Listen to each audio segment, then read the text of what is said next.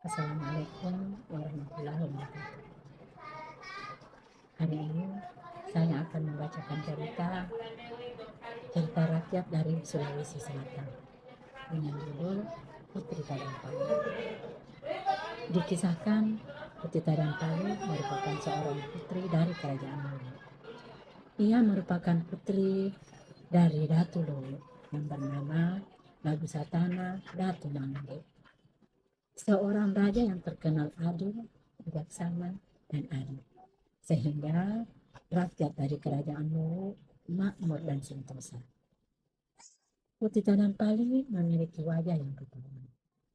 Kecantikannya tersohor ke berbagai penjuru wilayah, hingga ke daerah Bone yang letaknya cukup jauh dari Luwu. Selain parasnya yang rupawan, Putri Tadampali juga memiliki perangai yang baik, serta tutur kata yang mulia.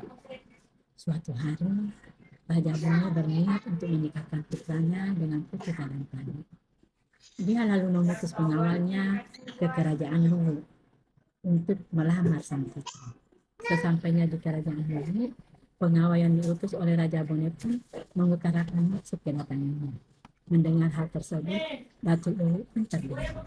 Ia bingung untuk mengambil keputusan, sebab dalam adat kerajaan Luwu, seorang gadis Luwu tidak diperbolehkan menikah dengan pemuda dari negeri lain.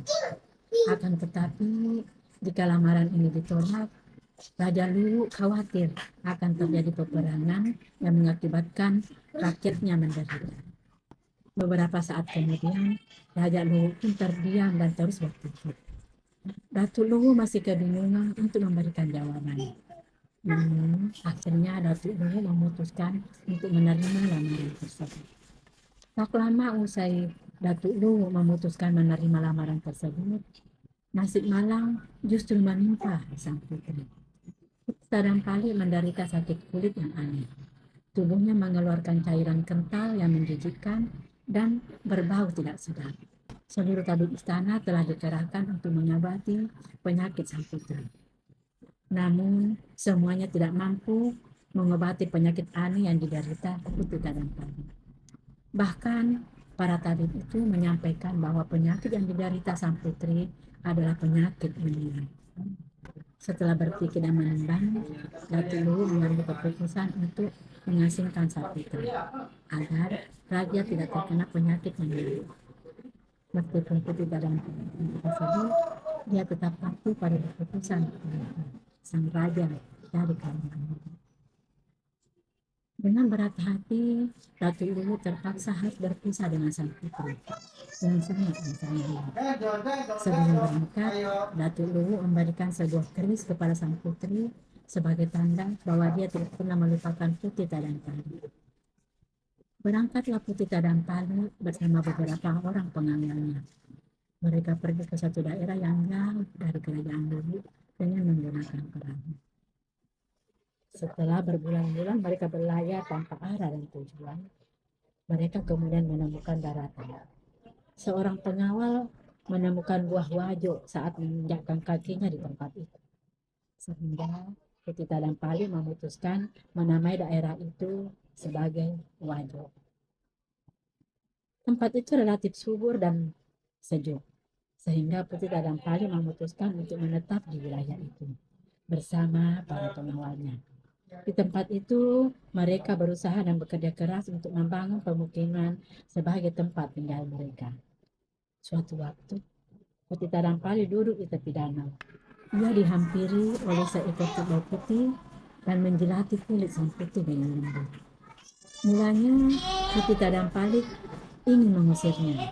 Namun, kerbau itu begitu jinak dan tetap saja menjilati kulit Putri Tadampali.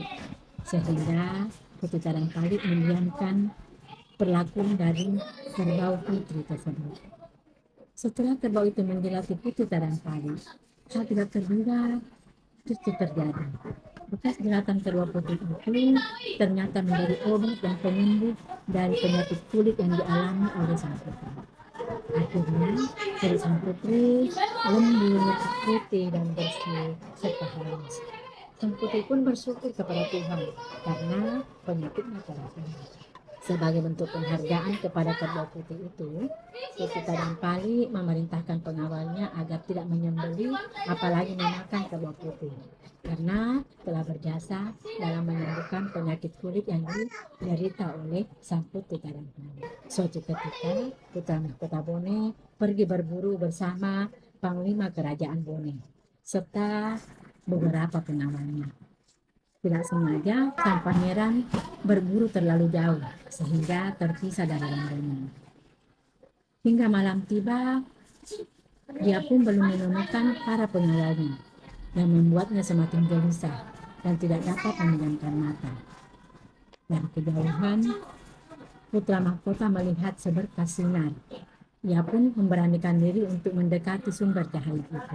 Saat sampai di sumber cahaya itu, putra mahkota terkejut karena mendapati seorang putri yang cantik jelita.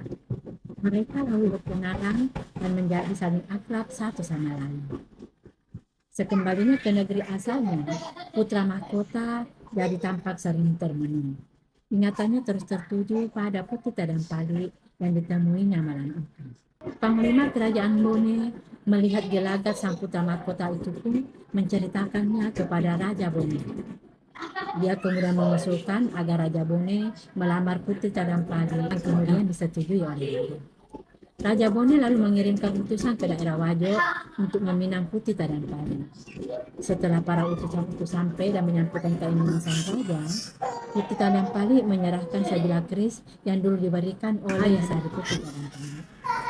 Putih Tadampali meminta agar mereka menemui Datu Luwu untuk menyerahkan keris itu. Apabila Datu Luwu menerima keris itu dengan baik, maka Putih Tadampali akan menerima lamaran ini.